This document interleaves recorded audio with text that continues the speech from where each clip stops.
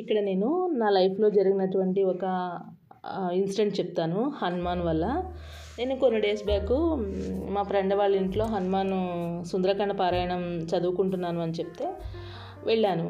వెళ్ళిన తర్వాత నేను ఇంటికి వచ్చిన తర్వాత నాకు చదువుకోవాలని అనిపించింది. అయితే పూజ స్టోరీకి వెళ్ళి బుక్ తెచ్చుకున్నాను, స్టార్ట్ చేశాను. ఆ బుక్లోనే ఉంటుంది మనము ఎలా చదవాలి, ఏమేం ప్రసాదాలు పెట్టాలి, అసలు ఎన్ని రోజులు చదవాలి అనేది మొత్తం డీటెయిల్డ్గా ఉంటుంది బుక్లో. అయితే చూసి చేసుకున్న తర్వాత నాలో చాలా చేంజెస్ వచ్చాయి. ప్రతి ఒక్కరి లైఫ్లోనూ ప్రాబ్లమ్స్ ఉంటాయి కదా, కానీ ప్రాబ్లమ్స్ ఉన్నా హ్యాపీగా ఉన్నాను, వాటిని ఫేస్ చేయగలుగుతున్నాను. అంటే చిన్న చిన్న వాటికే మనము ఫీల్ అయిపోతూ ఉంటాం, అయ్యో మనకే వచ్చినాయి ఆ ప్రాబ్లమ్స్ అన్నట్టు. కానీ వాటిని ఫేస్ చేయడం ఎలా అనేది నాకు హనుమాన్ ఇచ్చాడు ధైర్యం. ఇప్పుడైతే నేను చాలా ధైర్యంగా ఉన్నాను. నేను చాలా భయస్తురాలని, ఎవరైనా ఏమైనా అన్నా ఫీల్ అయిపోతూ ఉండేదాన్ని. ఇప్పుడైతే నాకు చాలా ధైర్యం వచ్చింది. ఎవరైనా ఏమైనా అన్నా వాళ్ళకి నేను ఆన్సర్ చేయగలను. అయితే ఇయర్కి ఒకసారి చేస్తాను నేను సుందరకాండ పారాయణం. రోజు మాత్రం ప్రతి మంగళవారం నేను అందులో స్వర్గాలని ఉంటాయి అన్నమాట బుక్లో, ఇన్ని స్వర్గాలని.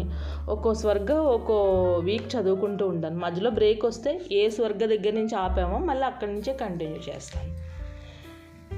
చాలా హ్యాపీగా బాగుంటుంది చదివితే, మనసుకి ప్రశాంతంగా ఉంటుంది.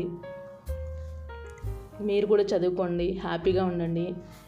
మీకు కావాలి అనుకుంటే నేను నెక్స్ట్ వీక్ నేను ఎలా చేశాను అనేది చెప్తాను. మీకు బుక్లోనే ఉంటుంది డీటెయిల్డ్గా, ఎవరిని అడగక్కర్లేదు ఎలా ఏంటి అనేది బుక్లోనే ఇచ్చారు మనకి. చూసుకుని చేసుకోవచ్చు, హ్యాపీగా చేసుకుని మీరు కూడా హ్యాపీగా ఉండండి.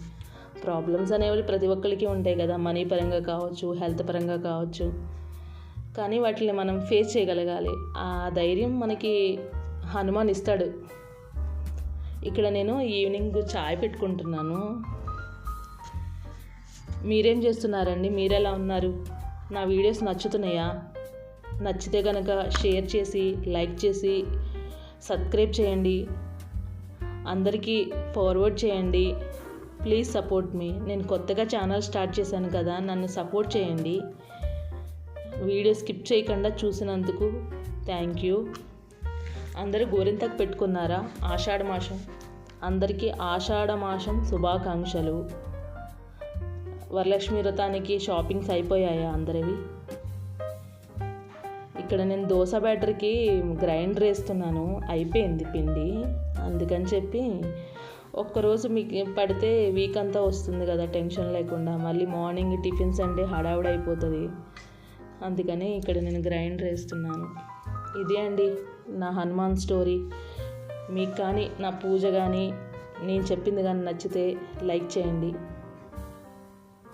ఇక్కడ నేను మా పిల్లలు కర్రీలో కరివేపాకు పక్కన పెట్టేస్తారు, తినరు. అందుకని చెప్పి నేను కరివేపాకుని శుభ్రంగా కడిగేసి ఫ్రై చేసి పౌడర్ చేస్తాను. పౌడర్ చేస్తే ఇంకా తీయడానికి వాళ్ళకి ఆప్షన్ ఉండదు కదా.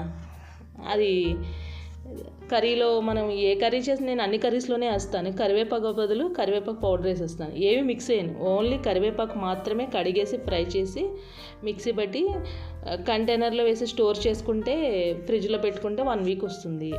మళ్ళీ 1 వీక్ కన్నా ఎక్కువ చేసుకున్నా అందులో ఉన్నట్టు అరోమా పోతుంది. అందుకని చెప్పి తక్కువ చేసుకోండి, వీక్ సరిపడా.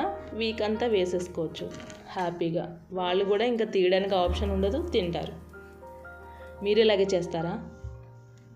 మీ పిల్లలు కూడా కరివేపాకు తీసి పక్కన పెడతారా? ఇంకేంటండి, నా వీడియోని మొత్తం వాచ్ చేసినందుకు థ్యాంక్ యూ సో మచ్.